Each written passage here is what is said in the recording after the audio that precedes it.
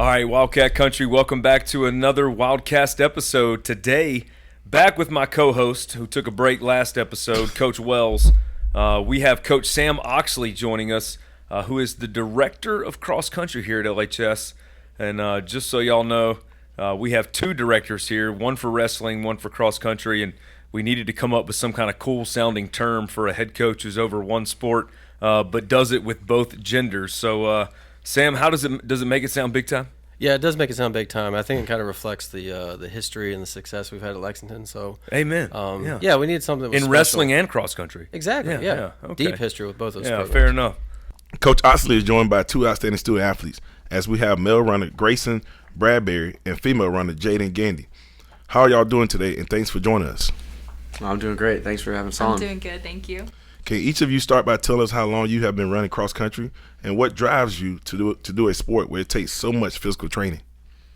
Well, I've been running for, I think this is my 6th year now, and it's really just, working towards those personal goals, just trying to get better every day and just see what I can get out of myself every time you step out of the line.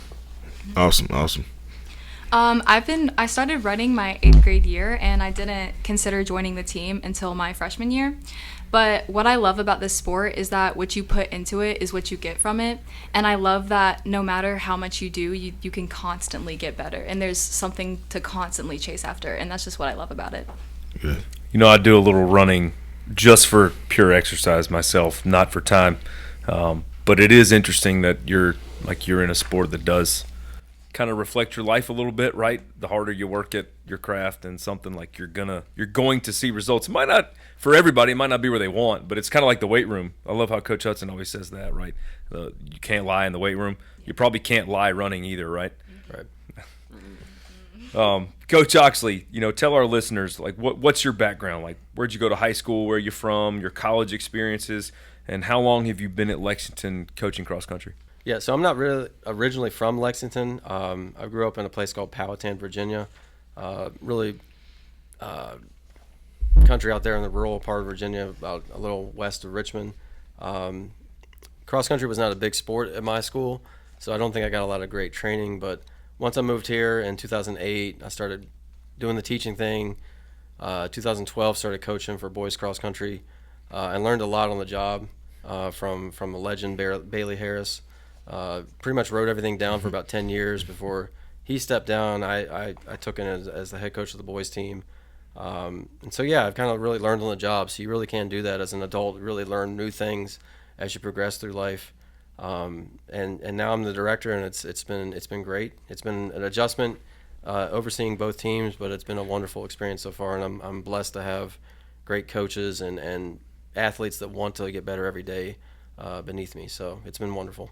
Well, for our listeners, he's also a heck of a science teacher. And for our Gamecock fan listeners, he's also a Hokie. So I hate to bring that up, but we, a couple weeks ago. I like Shane Beamer. But we are we're blessed to have him here.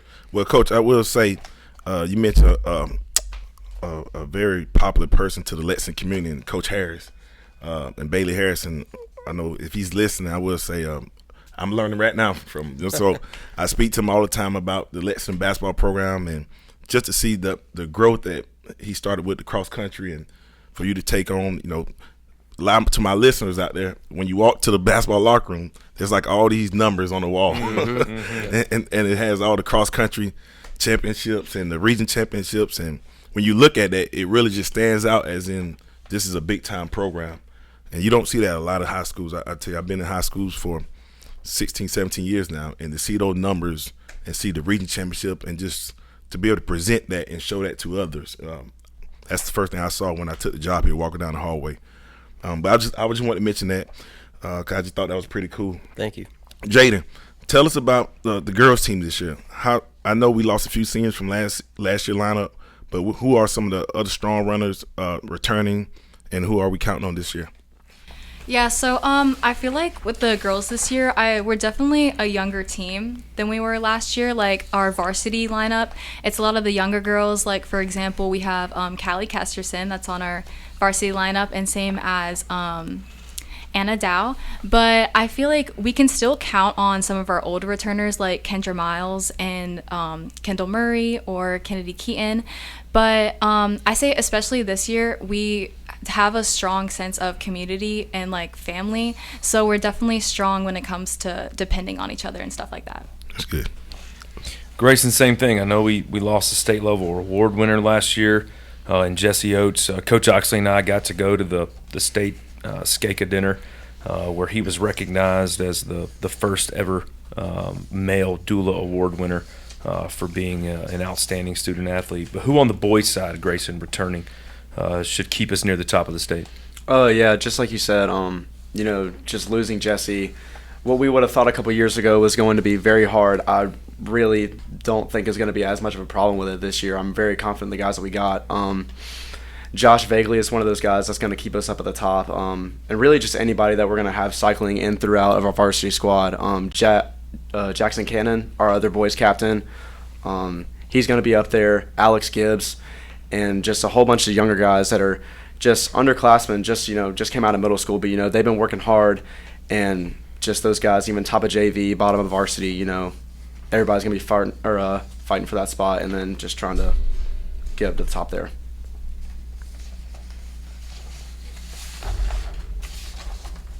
All right, so for both of you, what are the strengths of your teams, and what do you look forward to about competing with them the most this season? So I would say on the girls' side, our biggest strength is, as I mentioned earlier, that sense of community, because we're like a family, right? Like you get along and everything, but sometimes like there's some arguments there, whatever. But I know that as a team, we always hold each other accountable for everything that we do. And so that means like, yeah, we can put the work in, but we can also have fun. And I think that is what matters the most. And I'm looking forward to that competitiveness that we can get as that big family, like the constantly pushing each other during our races to be the best that we can be. For the guys' team, I really just think it's our work ethic. I love coming to practice every day and working with these guys. I know how hungry they are, just looking forward towards the state championship, region championship, and just getting out there and practice with them and going into meets, just even more as it was last year. I think there's just a whole new level of confidence that we have going into these meets, that we're out there to go and get work done and just have fun doing it. Yes, it's been great so far, and I can't wait for Pelicans. That's good. Coach Oxley, what is something you could share about coaching or training for cross country that many people may not know? Well, I would say a misconception is that we just go out there and run a 5K every day and just magically we get faster. That's not the case. I mean, we do pinpoint certain aspects of racing that we want to hone in on and maybe work on. Like, for example, we just had a race recently called Eye Opener up in Spartanburg, and we did really well at it, but I think it's because we focused on hill work and doing hills almost every single day in different ways, but, making that an emphasis. Mm-hmm. And with that you overcome that mental hurdle too. Yes. So you're not only working the physical, you're also working the mental, and that's probably the other secret thing about cross country is you not only work on that physical, it's a lot of mental as well, and that's partly why it takes some runners a lot of years to get to that point where they can contribute on our teams, is because they're working on that mental side, and it takes a while sometimes. Yeah, one thing I would say, coaching B team football, I have a chance to watch y'all warm up every day, and I'm a very detailed person, so I'm always watching. And I know last week I saw the ab work, like they were doing the push-ups and the sit-ups, and they were doing, and I was like, wow, like most people think cross country just get out there and run. I mean, I don't know too many people that be over there. It was like 90 degrees outside, and it was hot, and they was backs on the ground, and they were doing ab work, and they were doing push-ups, and I was like, that's pretty good. I mean, there's a lot of detailing in just running. That's right. So I give a lot of credit just from what I've seen so far in my time. There's a lot of work being done outside of just the normal, let's go run the street or let's go run. So awesome job. Two things I can add to that. Number one, for those that don't know, they work their tail off all summer. The football team's outside and other outside sports are outside, and dang if cross country, both girls and guys are not there just about every day training. And number two, Coach Oxley, I appreciate what you said about hill training because I've never met a hill that I liked when I do my casual running. So. I don't meet a lot of hills in Lexington. Yeah, and it's also a challenge to find them. Yeah. But in my neighborhood, I actually have some, and I don't enjoy them very much. Maybe it's old knees. But, Coach, your athletes talked a whole bunch over there about family and about accountability. They sound like you have a pretty tight-knit group. And when you talk about a sport like cross country, it's not like you got 5 offensive linemen that have to block in unison, or Coach Wells coaching up a set out of bounds play in basketball. So how do you build team chemistry off the course in a sport where it's a very individualized outcome? The addition of all these times, right? It's you have to think about that. So what kind of things do y'all do to build accountability, build chemistry, build teamwork, build that family vibe that your kids were talking about? There's several things that come to mind for me. First of all, we like to do a lot of fun stuff over the summer. Like, we'll encourage, since we have that time to kind of build that base that's so necessary for our success in the fall, we'll try to do some outings and fun stuff over the summer when we've got a little extra time to breathe and take care of that stuff. But we do fun stuff like, pasta dinners before meets, things of that nature. But it's like Jaden alluded to earlier, if we keep each other accountable, that means you're caring about other people. And I think that's just like one of those secondary things you don't really vocalize too often, but in your heart, you're caring about somebody. You want the best out of them so that they can get the best out of you.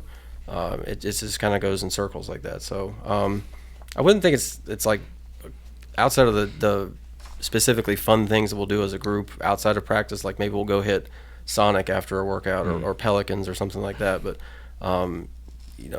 we just do stuff that we inherently make each other care about each other. That was a good sponsorship plug right there. That was, right? Before we get to, I know Coach Wells has another question he's got on him, but we talked about all the different ways that you train. I'm curious to know, is there a specific training day or something that is coming up that y'all are like, oh, I can't believe it's that day? Like, is there something either of you two don't look forward to when it's that piece of training? Yeah, not really anything specific right now that I think is on the schedule, but anytime the boys team has Friday morning workouts, those are going to be tough.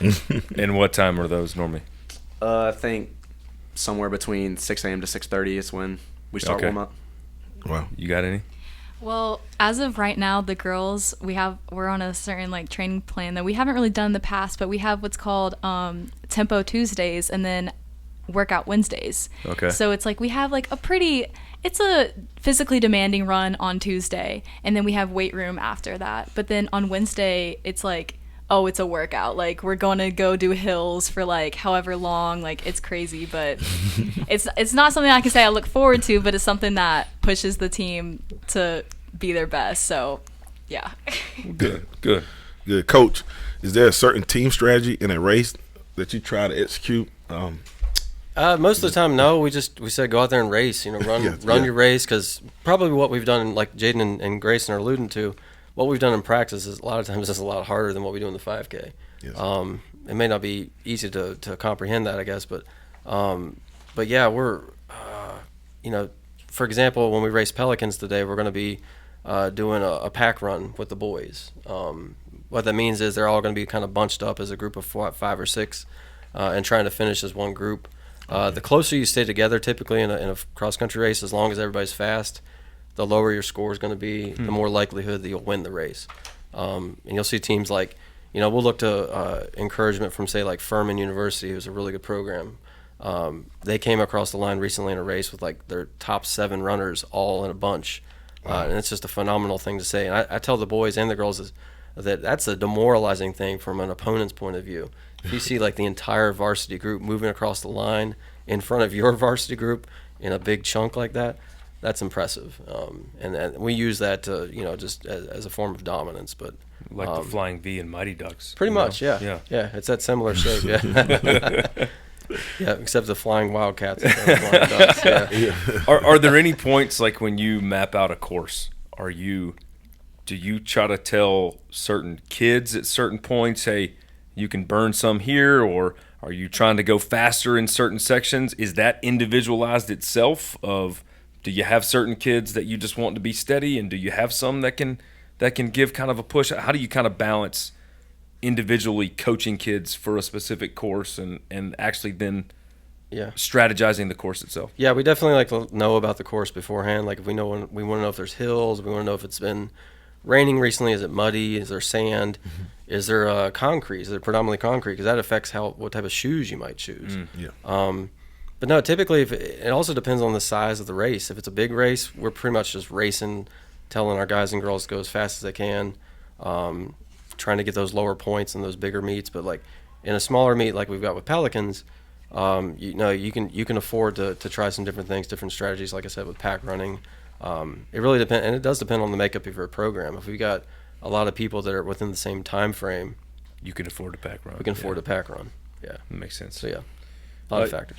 Jaden, describe the feeling you get like before a big race. Like, what do you do on meet days to like get yourself in the right mindset? Actually, it's really hard to describe the feelings that I get because it's like 1 second I'm so nervous, like nauseous nervous, but then the next second I'm just like, oh, like I'm excited, like I can go out there and just like show off like everything I've put into this. And then it flips back and forth a lot, and yeah, it's really hard to explain. But one thing I do to prepare for race days and stuff like that is I talk to my teammates. Because I've found that whenever I'm off alone, like I get so in my head, and that puts stress on my mind. And one thing about cross country is it's a physical sport, but it's also a mental sport. And whenever I'm stressed out, I found that I don't perform as well as I would like to. So definitely a big thing for me is talking to my friends, talking to my teammates, like encouraging the team. And I found that just really helps me on these big meet days where I really need it. That's awesome. Grayson, I heard that food intake is very important when running cross country. Talk us through maybe your pregame meal or things you want to eat on a day where you have a cross country meet. Okay, so yeah, day of meet, day before you really try and carb load good. Even 2 days before, you really want to start that process.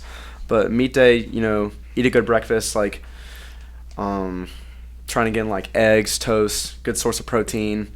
Maybe even some juice, get some sugar early in the morning. And then really just that day, I mean, even with running in general, you kind of really still want to keep the carbs coming on pretty heavy. So, but I mean, like I won't really eat anything that I wouldn't typically eat on a normal day. I typically get, probably 2 sandwiches, good source of sodium, get some chips, cheese stick, some yogurt, and then moving out of school into about probably 3 hours before the meet. Probably want a little bit something heavier. That's probably the last little heavy thing that you'd want to eat. So maybe like another sandwich, banana, something like that with good sodium and potassium so it won't cramp up later. And then something specifically that I like to do is 30 minutes before either we warm up or around like 15 to 30 before we warm up, I get something like as simple as peanut butter crackers. Yeah. So that way I won't be going into the race on an empty stomach because I've had trouble with that in the past. And so, the longer you do the sport, the probably just you find what works for you. Yeah. Mm-hmm. And so everybody's different because I know guys like Jesse Oates for years. He never eat anything before he raced. And I'm just like, dude, I don't know how you do this. But, I mean, just really keeping it simple. Get those things in before you go. And, yeah. That's awesome. Well, we're going to stay right here with Grayson and Jaden. If you did not run track or cross country or didn't do cross country or track, what would be the next sport that you probably would choose? Honestly, I would probably pick a sport like soccer or something because it's just so crazy because they also kind of have the endurance that we have, but then they also like include like a ball and they have like all this coordination, and that's just something like I wish I had, but I don't, so that's why I run. But like I would definitely pick soccer if I could. For me, I love golf. Really gotten into it over the past couple of years. If I had time to and I could, have the time to get better at it, that's a sport that I would absolutely want to try out for, but, just don't really have the time to do so. But, yeah, I'm no good, but it's a really fun sport. Well, that's good. That's good. And I'm going to go one more question with Coach here. Yep. With the big race, I mean, anything you would like to tell our listeners or just I know a lot of times we don't get a chance to kind of speak to our community or to some of our Lexington High School fans out there about cross country. Anything you'd like to tell them going into the season? Yeah, and for those, we probably should have led into this. This is the big day of the home opener, the Pelican Snowball Invitational. So, Coach, along with what Coach Wells said, what are the kind of the teams that you're looking forward to hosting the most today? And tell us about your season expectations and how the community could come out and watch today. Yeah, so we got a great atmosphere. We try to cultivate at Lexington High School with our cross country meets. We'll have Mark Zona out there on the announcements, playing music, getting everybody hyped up before the race. And because the stadium is kind of central to our course, we invite fans to come in and sit down on the bleachers, enjoy some Pelican snowballs while they wait, cool down with that. And the football stadium provides a great vantage point because, like I said, it is kind of central. So we kind of loop through the stadium 2 or 3 times, so fans can look in pretty much all directions and see runners coming and going, and they can cheer on the ones they've come to cheer on for. Lots of space to set up for our teams, but yeah, and just great competition. I mean, we typically invite this kind of top competition to these types of meets, and I see no different today's race too. That's good. Yeah, there'll be, I think Coach Oxley sent me the list, about 20 schools. Yes, sir. Here racing, and they start off with it's female JV first, right? Actually, we're going to have a 3K for some of the less experienced or maybe some of the runners that need a little bit smaller distance, before they move up to the 5K. Okay. So we're going to start that at 5:40. All right. JV boys will start at 6. JV girls will start at 6:02. So we'll have a lot of JV runners in that 6 to 6:30 time frame. Then our varsity girls start at 6:45, and our varsity boys start at 6:45, and varsity girls at 7:15. Okay. And then we'll wrap it up with some awards, and hopefully we'll become with a lot of hardware. There you go. Yeah. And again, y'all, just so y'all know, it is a cool experience because the finish line is basically right near the 50-yard line or the stadium, and just kind of a cool thing to watch them burst through there twice and then see the big finish there in the stands. So.